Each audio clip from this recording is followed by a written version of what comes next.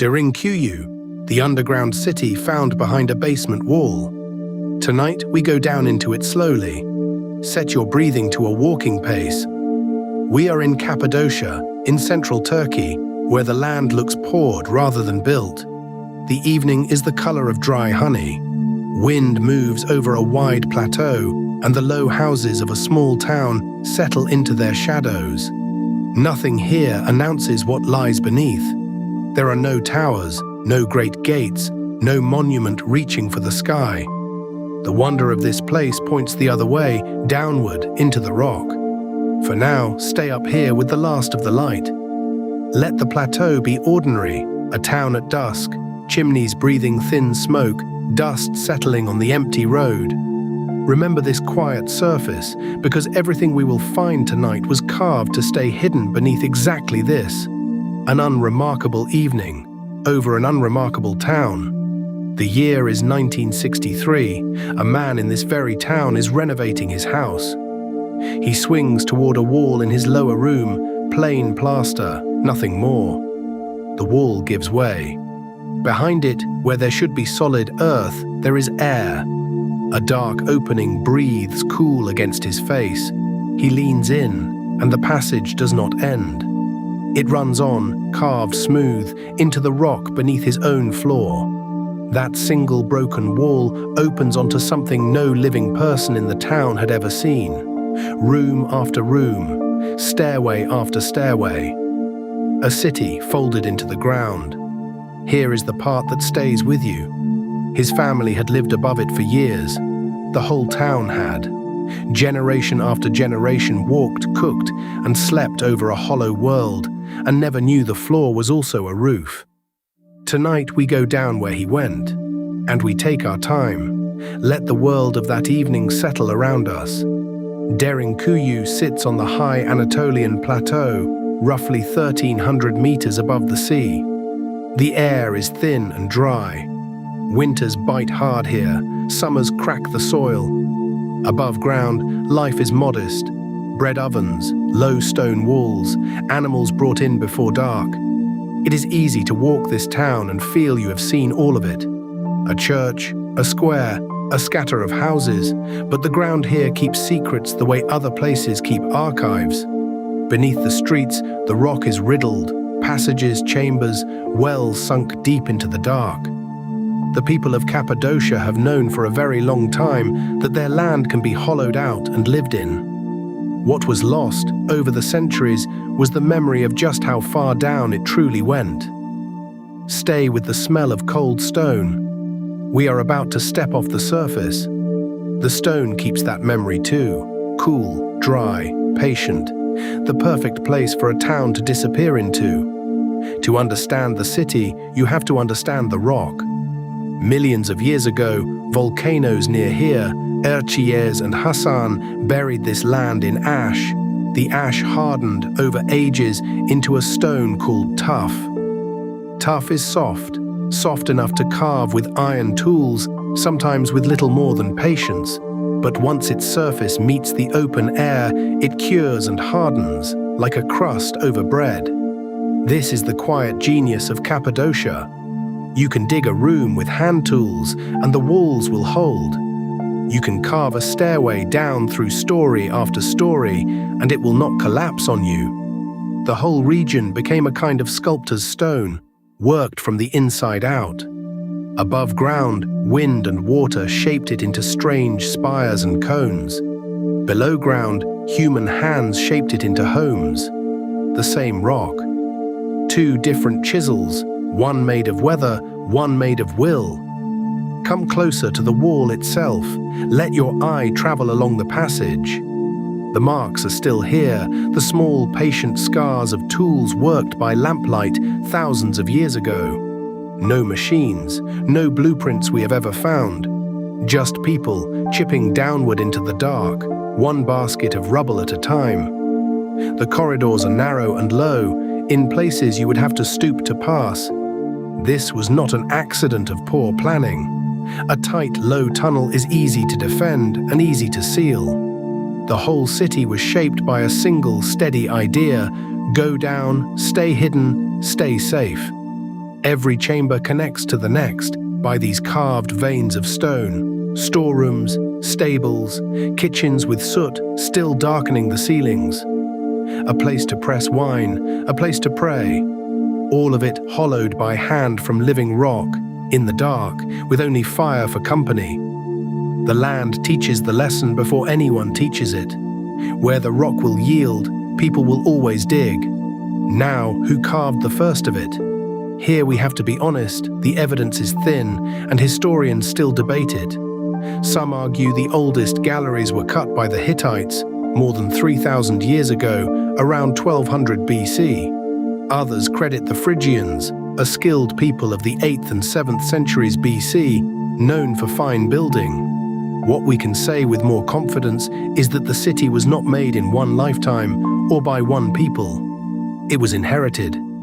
Each generation dug a little deeper, added a room, sealed a weakness they had learned to fear. Much later, early Christians, sheltering under Byzantine rule, expanded it further and carved chapels into its depths. So Derinkuyu is less a single invention than a conversation across centuries, hands answering older hands, always with the same instruction. Make it deeper, make it safer, make it disappear. And with every basket carried up, the town below grew one room larger, one story deeper into safety. Now the number that changes everything. Derinkuyu is not a cellar or a simple hideout. It descends roughly 85 meters into the earth, around 280 feet. Picture 18 levels stacked beneath your feet, though only about 8 are open to visitors today. Down and down the stairways go, past your comfort, past daylight, past the reach of any enemy above. And it was built to hold a crowd. The estimates are staggering. Up to 20,000 people could shelter here at once. Not for an hour, for weeks at a time. And not people alone. Their livestock came down with them into stables cut straight from the rock. Their food, their oil, their wine, all stored in the dark. Think of that for a moment. An entire town, its animals, its whole way of life, lowered underground and sealed shut. While above, the plateau lay silent, as if no one had ever lived there at all. The obvious question is the one that keeps you awake. How do 20,000 people and their animals breathe that far underground? The answer is the part I find most beautiful. The city breathes. Cut vertically through all those levels are ventilation shafts, narrow chimneys, only about 10 centimeters wide, threading fresh air from the surface down into the deepest rooms. There are said to be thousands of them woven through the rock. Some of the wider shafts served double duty, drawing down air and drawing up water both. Fresh, cool air sinking, stale, warm air rising. A whole climate, engineered in stone, without a single moving part. Stand in one of the lower chambers and even now you can feel it. A faint, steady draft against your skin. Air that has traveled the entire length of the city to reach you. The builders did not just dig a shelter, they gave it lungs. Sound behaves strangely down here. A voice carries, then dies against the stone, and the deep levels stay perfectly still. Air was only half of it. A city under siege needs water it can trust. So the builders sank deep wells, reaching down to the water table below the stone. Crucially, some of these wells did not connect to the surface at all. That was deliberate. An enemy above could not find the water, could not foul it, could not poison the people hiding below by tainting a spring they could see. Everything the city needed, it kept within its own walls of rock. Grain in cool storerooms, oil and wine in carved jars, animals close enough to keep, far enough to keep clean. There were kitchens, wine and oil presses, even spaces that served as schools and places of worship deep beneath the plateau. This was not a panic hole dug in a hurry. It was a way to live, a full town's life, transplanted whole into the dark and made to last. No pumps, no pipes, just the plain physics of warm and cold, trusted for thousands of years to keep a city alive. And when danger came, the city closed.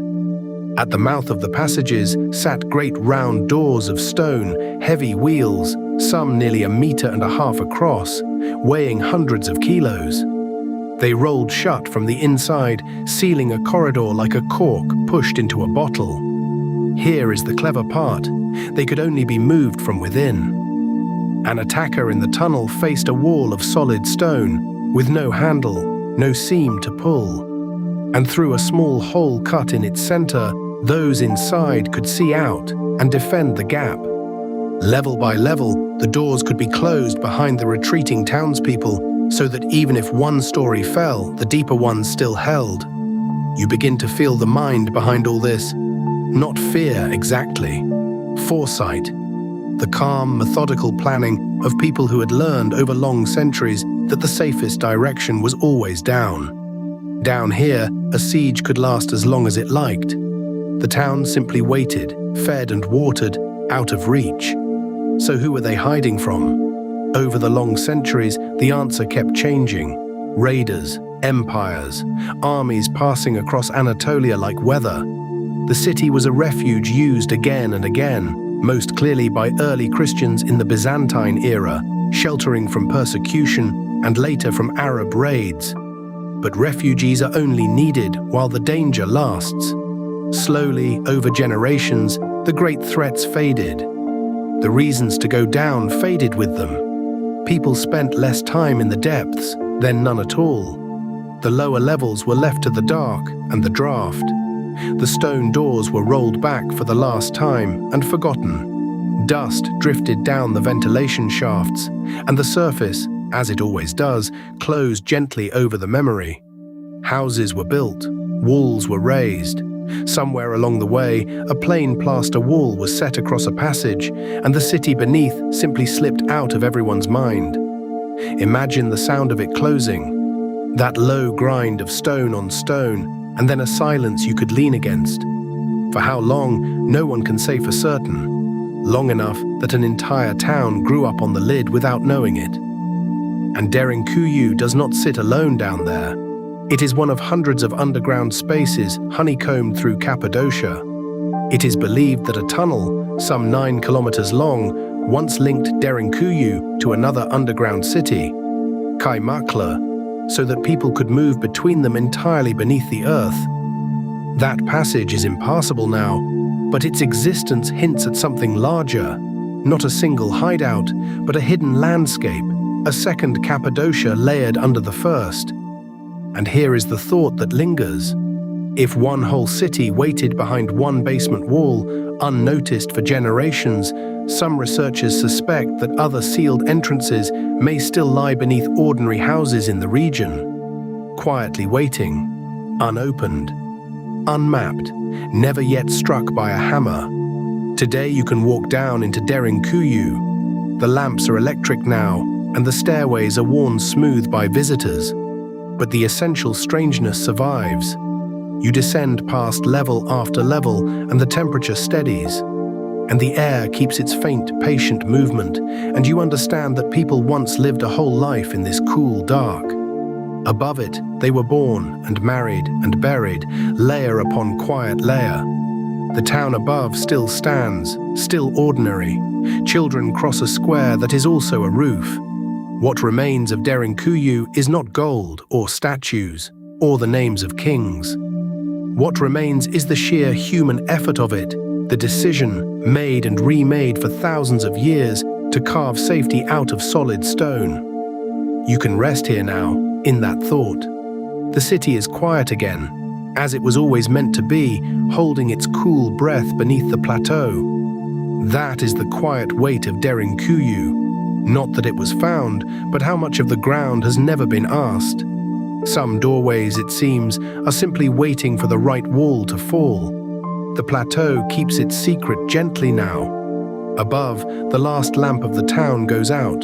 Below, the carved dark holds its silence, story beneath story, the way it has for centuries. Somewhere down there, a great stone door still waits to be rolled. And somewhere in Cappadocia, perhaps behind a wall no one has thought to touch, another quiet doorway is still keeping its patience. An ordinary evening, an unremarkable town, and a whole world holding still just beneath the floor.